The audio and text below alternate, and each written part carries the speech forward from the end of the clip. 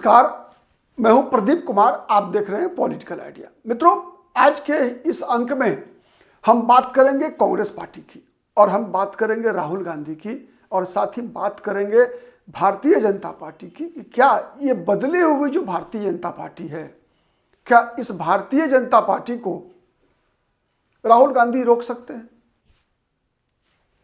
क्या करना चाहिए राहुल गांधी को जिससे कि ये भारतीय जनता पार्टी, क्योंकि आप लोकसभा चुनाव के बाद से जो स्थितियां बदली हैं उसको देखिए। लोकसभा चुनाव के बाद क्या हुआ है? लोकसभा चुनाव के बाद भारतीय जनता पार्टी चुनाव जीत कर वापस आई उस हरियाणा और महाराष्ट्र में विधानसभा चुनाव में, जहां लोकसभा चुनाव में बीजेपी का प्रदर्शन खराब रहा था। मतलब लोकसभा चुनाव जब मई महीने में होते हैं तो भारतीय जनता पार्टी और एनडीए का प्रदर्शन हरियाणा में भी और महाराष्ट्र में भी बुरा होता है, लेकिन फिर उसी के कुछ दिन के बाद, 6 महीने बाद, जब विधानसभा के चुनाव होते हैं तो भारतीय जनता पार्टी इन दोनों राज्यों में सत्ता में वापसी करती है। लेकिन झारखंड में वापसी नहीं कर पाती। क्यों नहीं कर पाती?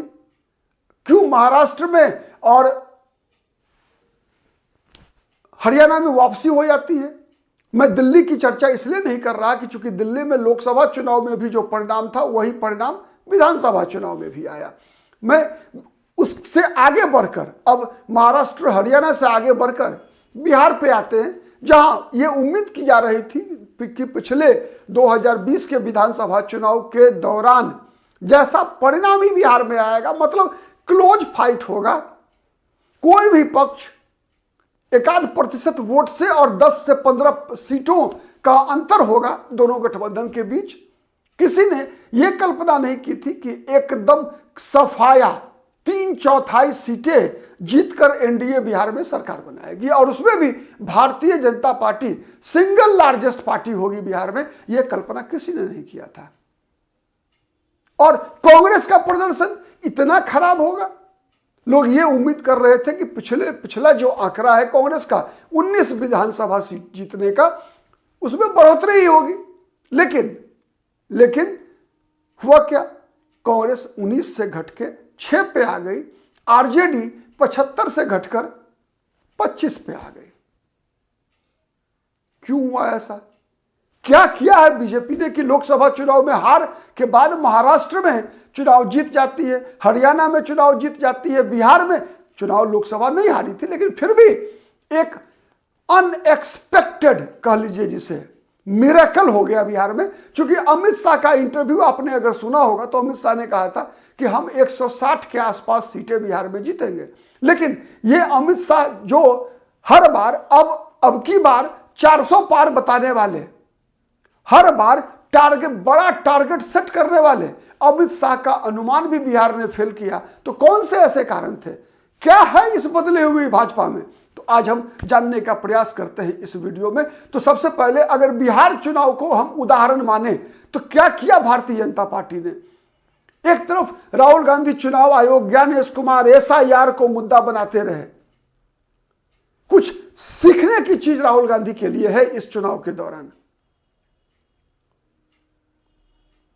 राहुल गांधी जहां एसआईआर, वोट चोरी, ज्ञानेश कुमार की चर्चा करते रहे, कहां से सबूत ढूंढ कर लाते रहे, वही भारतीय जनता पार्टी ने वोट चोरी तो किया, लेकिन कितनी चालाकी से किया इस बात का अनुमान लगाइए कि चुनाव की अधिसूचना जारी होने के दिन भी बिहार की सरकार हर महिलाओं के खाते में 10-10 हजार रुपया ट्रांसफर कर रही थी।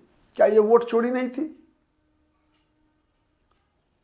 राहुल गांधी का ध्यान तो लगा था ज्ञानेश कुमार पर, राहुल गांधी का ध्यान तो लगा था इलेक्शन कमीशन पर, राहुल गांधी नजरें टिकाए बैठे थे वोटर लिस्ट पर, जहां शायद उनको कुछ मिलना नहीं था। मैं इस पर विस्तार से आऊंगा, प्लीज देखिएगा वीडियो पूरा, जिससे कि आप पूरी बात समझ सके। अधूरी बात समझकर फिर आप गलत आकलन करेंगे इस वीडियो का। इसीलिए आपसे आग्रह है, जो कोई भी देख रहे हैं पूरा वीडियो देखिएगा। तो राहुल गांधी जहां एसआईआर, ज्ञानेश कुमार चुनाव आयोग को कटघरे में खड़ा कर रहे थे, वहीं चुनाव आयोग का कितना बेहतर इस्तेमाल कर रही थी बिहार की एनडीए सरकार। आप देखिए कि चुनाव के घोषणा से घंटा भर पहले नीतीश कुमार महिलाओं के खाते में 10-10 हजार रुपया ट्रांसफर कर रहे थे उसी दिन। और जिस दिन मतदान था पहला चरण का, उस दिन महिलाओं के खाते में पेंशन की राशि ट्रांसफर की जा रही थी 6 नवंबर को। मतलब कोई बूथ पर जा रहा है वोट गिराने के लिए और उसे मैसेज मिलता है कि your account is credited, your account is credited with ₹1100। मतलब 1100 रुपया पेंशन की राशि उसके खाते में ट्रांसफर हो रही थी। क्या होगा उसका? ये क्या वोट चोरी नहीं है? क्या ये घुसखोरी नहीं है वोटर को देने का? अब दूसरा सुनिए, कैसे चुनाव आयोग का बेहतरीन इस्तेमाल। इसका मतलब क्या है? इसका मतलब यह है कि जब चुनाव की घोषणा के दिन ही, इसका मतलब यही है ना कि चुनाव आयोग नीतीश कुमार का इंतजार कर रही थी कि नीतीश कुमार पैसे का ट्रांसफर करेंगे, तब चुनाव आयोग चुनाव की अधिसूचना जारी करेगा, आचार संहिता लागू करेगा। आचार संहिता चुनाव की घोषणा के समय से ही लागू होता है। तो क्या ज्ञानेश कुमार इस बात का इंतजार नहीं कर रहे थे कि नीतीश कुमार पैसा ट्रांसफर करेंगे, उसके बाद वो चुनाव की घोषित करेंगे, वो तब जाकर आचार संहिता लागू होगा? तो चुनाव आयोग का ये इस्तेमाल। दूसरा इस्तेमाल कि चुनाव आयोग को इस चीज को रोकना चाहिए था कि नहीं, मतदान की प्रक्रिया पूरी होने तक आप किसी भी प्रकार की डायरेक्ट बेनिफिट ट्रांसफर नहीं करेंगे किसी के खाते में, कोई फ्री बीज नहीं बटेगी। लेकिन चुनाव आयोग ने इंश्योर नहीं किया। इससे भी बड़ी बात जिससे आप देखेंगे कि चुनाव आयोग ने कैसे एनडीए सरकार को मदद पहुंचाया। और ये बातें समझनी होगी राहुल गांधी को, बातें समझनी होगी भी देश में विपक्षी दलों को, और नजरें उधर होनी चाहिए, न कि ऐसे चीजों पर मैं आ रहा हूं वहां, ठीक है, जिसका कोई मीनिंगलेस है। केवल नैरेटिव तैयार करने के लिए आप आरोप पर आरोप, प्रत्यारोप पर आरोप लगा रहे हैं, ये नहीं। तो उसके बाद क्या किया? जो पर्दा नशी महिलाओं के फेस मिलाने के लिए बहुत ही चालाकी से चुनाव आयोग ने बिहार में जीविका दीदियों का इस्तेमाल लगा दिया, इलेक्शन की प्रक्रिया में इन्वॉल्व कर लिया। अब देखिए, ये जीविका दीदियां कौन थी? ये सेल्फ हेल्प ग्रुप बनाया किसने? इस पर किसका सबसे ज्यादा प्रभाव है? किस वर्ग की ये महिलाएं हैं? ये वही महिलाएं हैं ना जिनके खाते में 10-10 हजार ट्रांसफर किया गया है, जिन्हें कहा गया है कि चुनाव के बाद उन्हें 2-2 लाख रुपया और मिलेगा उनके रोजगार करने के लिए। अब बताइए, और ये लोग, ये महिलाएं, जीविका दीदियां बिहार में वोटर मोबिलाइजेशन कर रही थी। मतलब चुनाव आयोग के सिस्टम के अंदर शामिल हो चुकी थी ये। और ये सब किसके लिए काम कर रही थी? सरकार के लिए काम कर रही थी। इन्हें कौन गाइड कर रहा था? ब्यूरोक्रेसी गाइड कर रही थी। और बिहार का ब्यूरोक्रेसी किसके साथ है? कौन है सबसे friendly bureaucracy friendly leader Bihar में? क्या कोई नीतीश कुमार के अलावे कोई है? नीतीश कुमार के राज को नौकरशाही शाह का राज कहा जाता है। यह सब कुछ हो रहा था हर विपक्षी नेता के नाक के नीचे, लेकिन इधर किसी का ध्यान नहीं था, किसी ने इस पर आपत्ति नहीं किया। आपत्ति इस पर तो हुआ कि आप बुर्का नशी महिलाओं के फेस को क्यों देखेंगे। उसे धार्मिक रंग देने का प्रयास किया गया, बल्कि उसे नैतिकता से जोड़ना चाहिए था, मोरालिटी से जोड़ना चाहिए था। और मोरालिटी से कौन जोड़ सकते हैं? जो अपने शब्दों की मर्यादा का निर्वाह करेंगे। क्या विपक्ष के लोगों ने बिहार में सब शाब्दिक मर्यादा का निर्वाह किया? क्या आरजेडी के लोगों ने शाब्दिक मर्यादा का निर्वाह किया है? मैं बात ये नहीं, आप ये नहीं कह सकते इसके जवाब में कि बीजेपी के लोगों ने भी नहीं किया। तो बीजेपी के लोगों ने नहीं किया, फिर भी चुनाव जीत गए। बीजेपी के सामर्थ्य का मुकाबला, आज जो बीजेपी है उसके सामर्थ्य का मुकाबला करने की ताकत किस राजनीतिक दल में है, ये बताइए। बीजेपी के पास संगठन है, और संगठन की ताकत इतनी बड़ी ताकत है जिसका मुकाबला बीजेपी, आप कहते हैं ना वोटर चोरी की बात, वोट चोरी की बात, चुनाव आयोग, एसआईआर की बात, बताइए एसआईआर का लाभ आपको मिलता, हर विपक्षी दल को मिलता अगर आपके पास बीएलए होते। आज ईमानदारी से बिहार के नागरिक है या देश के नागरिक, कलेजा पर हाथ रखिए, और अपने सीने पर हाथ रख के बताइए कि देश के अंदर संगठन नाम की चीज क्या बीजेपी के अलावा और किसी के पास बची है क्या? कांग्रेस के पास संगठन नाम की चिड़िया अब है क्या, जो 20-25 साल पहले हुआ करती थी? नहीं है। पहले हर पंचायत में 10-20 कांग्रेसी मिल जाया करते थे, आज 10-20 भाजपाई मिल जाएंगे। पहले 10-20 कम्युनिस्ट मिला करते थे, पहले 10-20 समाजवादी मिला करते थे। क्या आज 10-20 कम्युनिस्ट और 10-20 समाजवादी मिलते हैं क्या? नहीं मिलते हैं। हाँ, 10-20 जातिवादी मिलते हैं और वो जातिवादी बिकने को तैयार रहते हैं। सच है या गलत? क्या मुकेश सहनी को राजद, कांग्रेस और बीजेपी में कोई अंतर दिखता है? क्या जीतन राम मांझी को आरजेडी और बीजेपी में कोई अंतर दिखता है? क्या उपेंद्र कुशवाहा को बीजेपी और आरजेडी में कोई अंतर दिखता है? क्या नीतीश कुमार को बीजेपी और आरजेडी में कोई अंतर दिखता है? नहीं दिखता। बीजेपी और कांग्रेस में कोई अंतर दिखता है? नहीं दिखता। क्यों नहीं दिखता? इसलिए कि यह राजनीतिक दल सत्ता आधारित राजनीतिक दल है।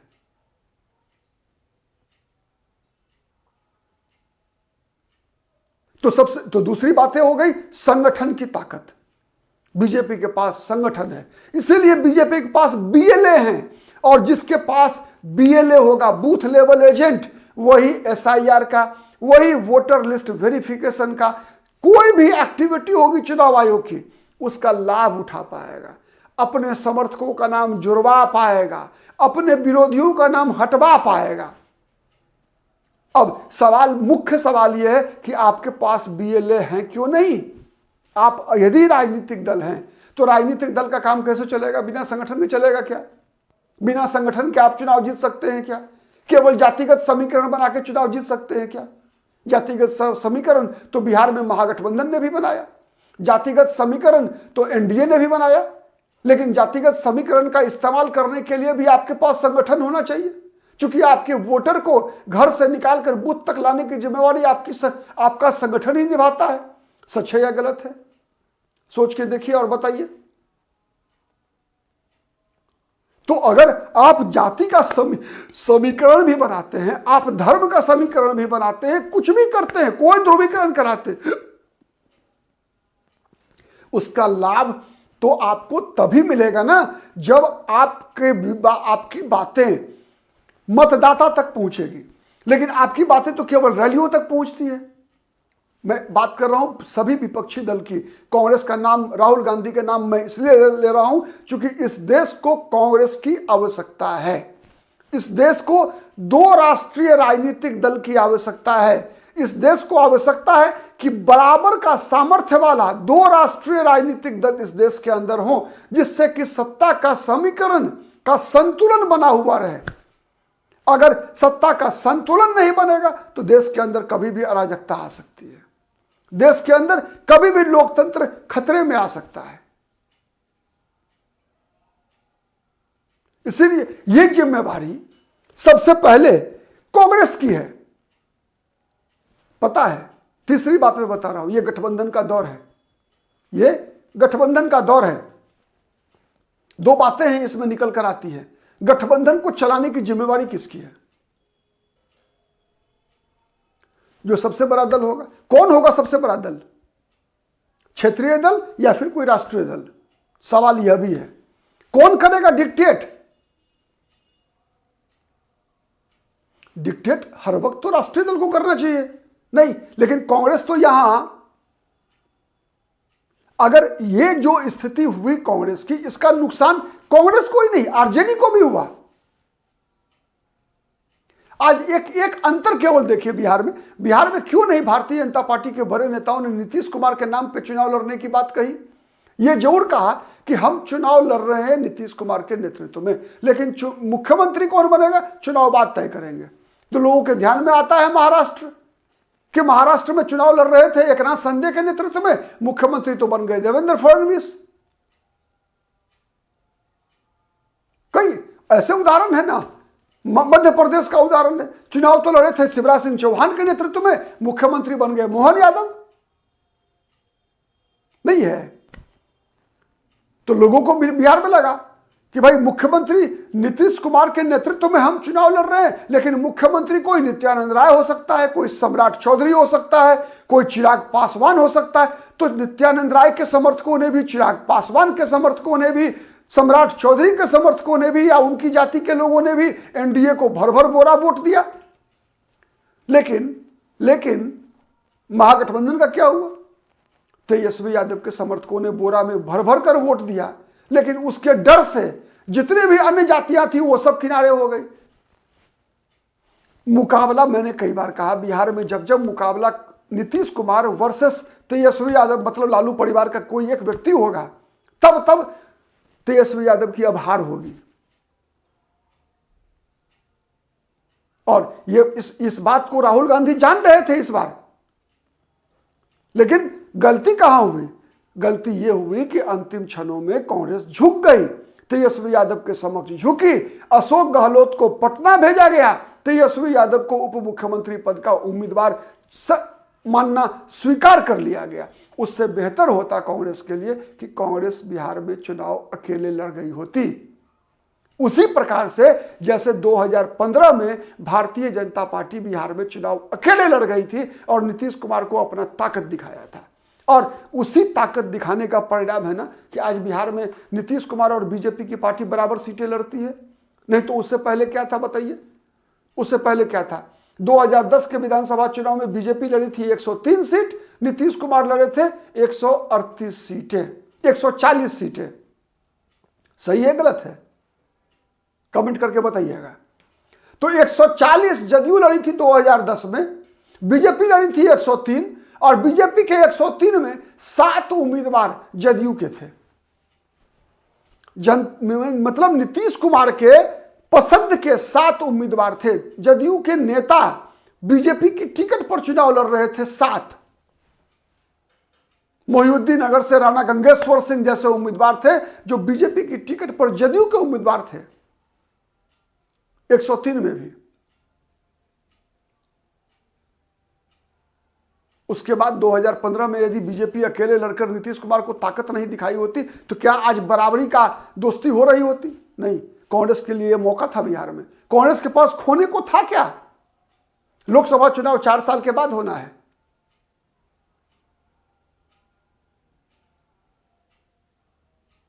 तो इसीलिए मोटे तौर पे अगर मैं कहूं तो बीजेपी, आज की बीजेपी मैनेजमेंट की खिलाड़ी है। आपने देखा किस प्रकार से अमित शाह ने बिहार में कैंप किया। एक एक विधानसभा सीट पर जाकर जितने भी भारतीय जनता पार्टी के नाराज कार्यकर्ता थे उनको मनाया, उनको डांटा, उनको समझाया, जरूरत पड़ी तो गले लगाया, लेकिन मैनेज किया। किसने किया? देश का गृह मंत्री। कांग्रेस के किस नेता ने वो काम किया बिहार में जहां कांग्रेस के कुछ लोग नाराज चल रहे थे? किसी ने क्या किया? नहीं किया। तो इसलिए इस भारतीय जनता पार्टी से लड़ने के लिए राहुल गांधी को जमीनी सच्चाई को स्वीकार करना पड़ेगा। इस भारतीय जनता पार्टी को हराने के लिए कई सारी चीजों का सही आकलन करना पड़ेगा। एसी कमरों में बैठकर योजना बनाने वाले लोगों से अपनी दूरी बनाकर जमीन पर राजनीति करने वाले लोगों से अपना संपर्क, संबंध और समीकरण बढ़ाना पड़ेगा। तब जाकर कांग्रेस वर्तमान भारतीय जनता पार्टी का मुकाबला कर सकती है। अन्यथा आने वाले दिनों में फिर पश्चिम बंगाल का चुनाव है, फिर उसके बाद उत्तर प्रदेश का चुनाव है, दक्षिण के राज्यों में तो चुनाव है ही। तो ये बदली हुई भाजपा है, ये अमित शाह और नरेंद्र मोदी की भाजपा है, जहां कई लोगों की अनुमान लगाने का सामर्थ्य समाप्त होता है, वहीं से बीजेपी का प्रयास शुरू हो जाता है। इसलिए इस बदले हुए भारतीय जनता पार्टी में से सीखना पड़ेगा कि बीजेपी कैसे अलायंस पार्टनर को के साथ संबंध बनाना है, कैसे जनता के साथ संबंध बनाना है। कैसे संगठन को मजबूत करना है, कैसे गठबंधन में अपनी बातें मनवानी है और कैसे नैरेटिव तैयार करना है। और वोट चोरी भी करना है तो उसके लिए कैसे वोट चोरी होती है, जैसे चुनाव आयोग का इस्तेमाल करके बीजेपी ने किया। बीजेपी कोई नहीं कर सकता जिस बात की चर्चा राहुल गांधी करते हैं, कई बार मैंने पहले भी आपत्ति दर्ज किया है इस पर। जिस बात की चर्चा राहुल गांधी लगातार करते हैं कि मकान नंबर 0 इतने वोटर कहां से आ गए, ये सब बातें आज के दौर में सबको समझ में आती है। इस पर आपको कोई समर्थन नहीं मिल रहा है। कब समझ में आएगा यहां विपक्ष के लोगों को?